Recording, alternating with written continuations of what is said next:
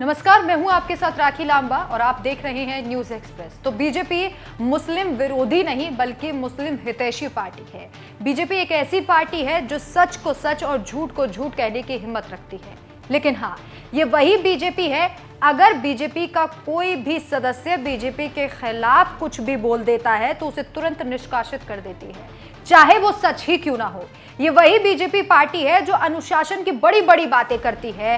ये वही BJP party है जो इस बात को कहती है कि एक छोटे छोटे कार्यकर्ता की बहुत ज्यादा महत्वता है, एक छोटे छोटे कार्यकर्ता को पूरा हक है कि वो अपनी बात बीजेपी के पटल पर रखे। लेकिन ऐसा कुछ होता दिखाई नहीं दे रहा।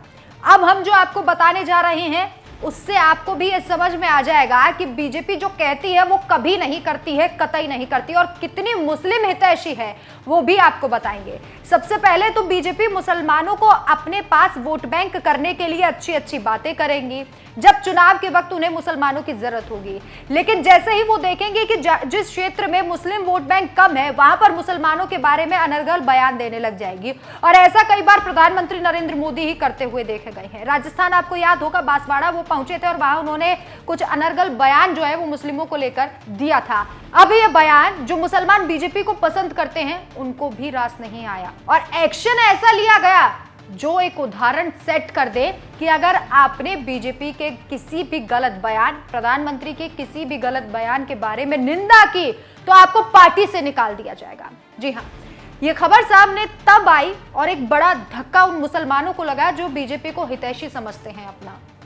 दरअसल एक निजी टीवी चैनल जब राजस्थान में चुनाव को लेकर कवरेज कर रहा था तो वहां बीजेपी अल्पसंख्यक मोर्चा के जिला अध्यक्ष हैं, उनके पास पहुंचे और उनसे एक सवाल किया कि राजस्थान में किस तरीके का माहौल है, चुनाव किस तरीके का चल रहा है। उस वक्त उस जिला अध्यक्ष ने यह कहा कि बीजेपी इस बार 25 लोकसभा की सीटों में से 4 से 5 सीटें जो है वो हार रही है। इसमें चुरू की सीट है, बाड़मेर की सीट है, ऐसी कई सीटें हैं जहां पर पेच फंसा हुआ है।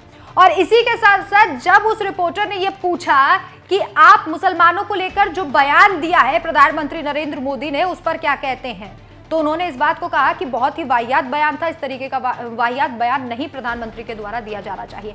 इस बात से बीजेपी इतनी ज्यादा चिढ़ गई कि इन्हें 6 साल के लिए निष्कासित कर दिया गया। सबसे पहले आपको विस्तार से बताते हैं। बीजेपी अल्पसंख्यक मोर्चा के जिला अध्यक्ष उस्मान गनी ने कहा था, भले ही प्रधानमंत्री मोदी पार्टी का सबसे बड़ा फेस है लेकिन मुझे उनका स्टेटमेंट अच्छा नहीं लगा। इसी के साथ उन्होंने पीएम मोदी को नसीहत देते हुए कहा उन्हें ऐसी वाहियात बात नहीं करनी चाहिए और इस बार बीजेपी को 25 सीटों में से 4 से 5 सीटों का नुकसान होता दिखाई दे रहा है।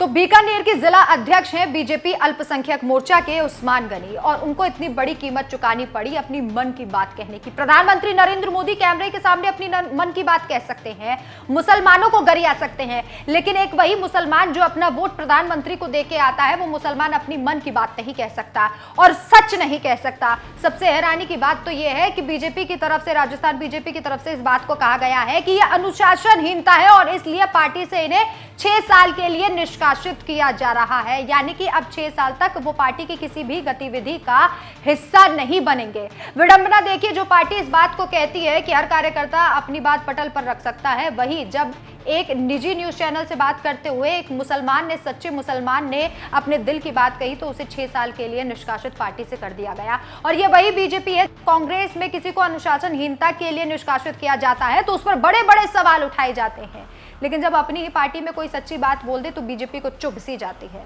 आपकी क्या राय है, हमें कमेंट करके जरूर बताएं।